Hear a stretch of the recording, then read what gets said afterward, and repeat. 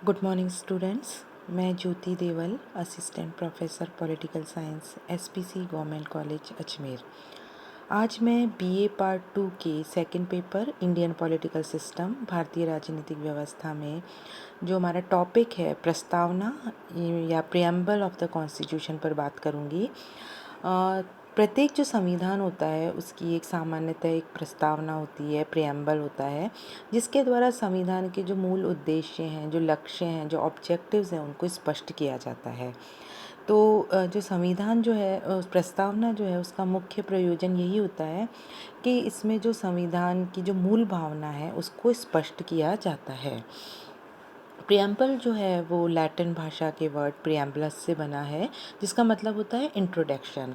तो सरल शब्दों में, सिंपल वर्ड्स में हम कह सकते हैं कि प्रियम्बल जो है वो कॉन्स्टिट्यूशन का इंट्रोडक्टरी पार्ट है, उसका जो परिचय है और जो संविधान के जो ऑब्जेक्टिव्स हैं, जो उसके पर्पस हैं, जो उसके प्रिंसिपल्स हैं, उनके बारे में बताता है।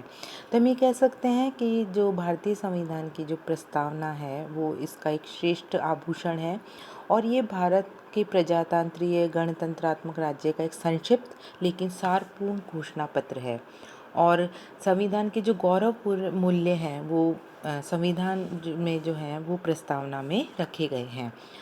तो प्रस्तावना जो है वो किसने बनाई या वो कैसे आया, तो सब जब हमारा कॉन्स्टिट्यूशन बन रहा था, कॉन्स्टिट्यूशन असेंबली के द्वारा जब हमारे संविधान का निर्माण किया जा रहा था, तो पंडित नेहरू ने कॉन्स्टिट्यूट असेंबली के सामने एक ड्राफ्ट तैयार किया और जिसमें हमारे कॉन्स्टिट्यूशन के जो उद्देश्य हैं, जो लक्ष्य हैं या संविधान कैसा होना चाहिए, लोगों के राइट्स क्या हैं, उसके बारे में एक प्रस्ताव तैयार किया गया, जिसे हम उद्देश्य प्रस्ताव के नाम से जानते हैं, जो 13 दिसंबर 1946 को जो है पेश किया गया संविधान सभा में और 22 जनवरी 1947 को इसको संविधान सभा के द्वारा अडॉप्ट कर लिया गया और प्रस्तावना के रूप में इसको शामिल कर लिया गया।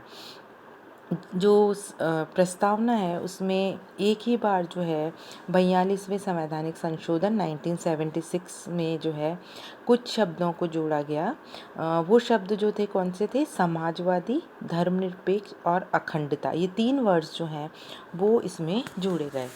तो प्रस्तावना जो है उसके अगर हम देखें तो प्रस्तावना जो है उसके कुछ मुख्य तत्व जो हैं वो इस प्रकार हैं।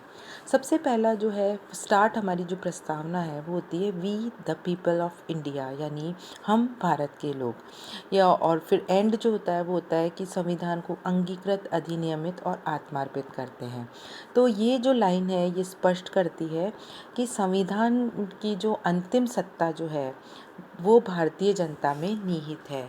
हम भारतीय जो हैं वो इसका स्रोत है और संविधान निर्माता जो भारतीय जनता के प्रतिनिधि हैं और जो जो भी संविधान का निर्माण किया गया है इसमें बाहरी कोई भी शक्ति जो है उसका हाथ नहीं है। भारतीय संविधान जो है वो भारतीय जनता की इच्छा का परिणाम है और भारतीय जनता ने ही इसे राष्ट्र को समर्पित किया है। तो हम भारत के लोग जो हैं उसका मतलब यही है कि भारतीय जनता ने संविधान को निर्मित और स्वीकृत किया है और इसीलिए भारतीय संघ का कोई भी राज्य जो है वो तो ना तो संविधान को समाप्त कर सकता है और ना ही निर्मित संघ से संबंध विच्छेद जो है वो कर सकता है। फिर है संपूर्ण प्रभुत्व संपन्न समाजवादी धर्मनिरपेक्ष लोकतांत्रिक गणराज्य, यानी इस भारत जो संविधान की प्रस्तावना है उसमें भारत को एक संपूर्ण प्रभुत्व संपन्न समाजवादी धर्मनिरपेक्ष और लोकतांत्रिक गणराज्य जो है वो घोषित किया गया है। संपूर्ण प्रभुत्व संपन्न का अर्थ है कि आंतरिक और बाहरी दृष्टि से भारत जो है वो किसी भी विदेशी सत्ता के अधिकार में नहीं है। और समाजवादी जो है इसका मतलब है कि जो राज्य जो है उसका नियंत्रण रहेगा, भारत के द्वारा जो है इसको अपनाया गया है। और धर्मनिरपेक्ष का मतलब है कि यहाँ पे जो है भारत जो है उसका कोई इस राष्ट्र धर्म नहीं है, सभी धर्मों को जो है समान स्थिति जो है वो प्रदान की गई है। लोकतंत्रात्मक राज्य है, इसका मतलब है कि राजसत्ता का प्रयोग जो है वो जनता के द्वारा किया जाता है, अंतिम शक्ति जो है वो जनता में निहित है। गणतंत्र का मतलब है कि भारत में जो राज्य का सर्वोच्च अधिकारी जो है राष्ट्रपति, वो वंशानुक्रम राजा न होकर जनता द्वारा अप्रत्यक्ष रूप से चुना जाता है। फिर है सामाजिक, आर्थिक और राजनीतिक न्याय, social, economic and political justice. इन शब्दों का लक्ष्य जो है प्रस्तावना में, इन शब्दों के आधार पर संविधान के लक्ष्यों का वर्णन किया गया है। सोशल जस्टिस से मतलब है कि समाज में व्यक्ति को व्यक्ति के नाते महत्व देना चाहिए, ना कि धर्म, जाति, वर्ण, लिंग या उसके आधार पर देना चाहिए, यानी इनके आधार पर कोई भेदभाव नहीं किया जा सकता। अस्पृश्यता और छुआछूत जैसी जो बुराइयां हैं उनको समाप्त, उनका कोई स्थान नहीं है। और सामाजिक न्याय का तात्पर्य है कि सभी नागरिकों को स्वतंत्रता के साथ समानता प्रदान हो। आर्थिक न्याय जो है उसका मतलब वो सामाजिक न्याय का पूरक है, यानी ऐसी व्यवस्था का अंत कर दिया जाए जिसमें बहुत ज़्यादा डिफरेंस हो, यानी एक वर्ग बहुत ज़्यादा हैव्स वाला हो और एक वर्ग हैव्स नॉट वाला हो। तो ऐसा नहीं होना चाहिए। उत्पादन और वितरण के जो साधन है उस पर समाज का अधिकार होना चाहिए और उनका प्रयोग जो है वो समाज के हितों में ही किया जाना चाहिए। राजनीतिक न्याय, पॉलिटिकल जस्टिस जो है इसका मतलब है कि सभी व्यक्ति जो है वो राजनीतिक क्षेत्र में स्वतंत्र, समान रूप से भाग लेने का उनको अवसर प्रदान होना चाहिए।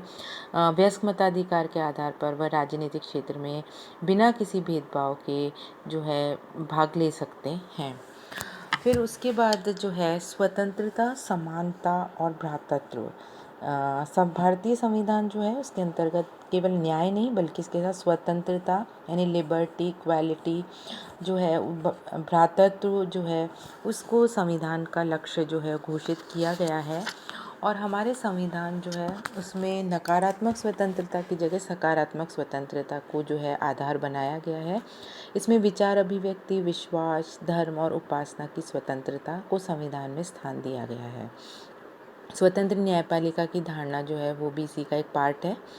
और प्रतिष्ठा की समानता और अवसर की समानता। अवसर की समानता का वह साधन है जो है जिसके आधार पर प्रतिष्ठा की समानता को प्राप्त किया जा सकता है। फिर है व्यक्ति की गरिमा और राष्ट्र की एकता। इसका मतलब है कि हमारे जो संविधान निर्माता थे वो भारत में जो विभिन्नता हैं उससे बिल्कुल परिचित थे। उनको पता था कि भारत में जो है बहुत सारे धर्म, जाति के और विभिन्न संप्रदाय के लोग रहते हैं। तो वो ये चाहते थे कि उनमें क्षेत्रीयता, भाषावाद, संप्रदायवाद जो है वो ना आए। तो उन्होंने भारत में आधारभूत एकता के भाव को अपनाने पर बल दिया। और इसलिए हमारा जो संविधान है वो दो आधारों पर टिका हुआ है, एक तो है राष्ट्र की एकता और एक है व्यक्ति की गरिमा। हमारे संविधान निर्माता जो हैं वो उनके मन और मस्तिष्क में हम इस देश के समस्त नागरिकों के लिए बंधुता और इसके साथ राष्ट्र की एकता का विचार बहुत ज़्यादा प्रबल था। इसी कारण उन्होंने संघात्मकता के बावजूद जो है सिंगल सिटीजनशिप या एकल नागरिकता के आदर्श को अपनाया। तो प्रस्तावना जो है उसके बारे में हम अंत में यही कह सकते हैं कि प्रस्तावना जो है वो संविधान का इंट्रोडक्टरी पार्ट है, संविधान का परिचय है जिसमें संविधान के जो उद्देश्य हैं, जो आदर्श हैं, जो आकांक्षाएं हैं उनको वो बताता है। तो संविधान जो है वो हमारे संविधान को उत्कृष्ट रूप प्रदान करती है। तो इस प्रकार भारतीय संविधान की प्रस्तावना जो है आज तक जितने भी प्रलेख बनाए गए हैं उनमें सबसे श्रेष्ठ है और ये संविधान की कुंजी और ये संविधान का सबसे श्रेष्ठ भाग है। तो ये था फर्स्ट टॉपिक हमारा भारतीय संविधान की प्रस्तावना। Thank you so much.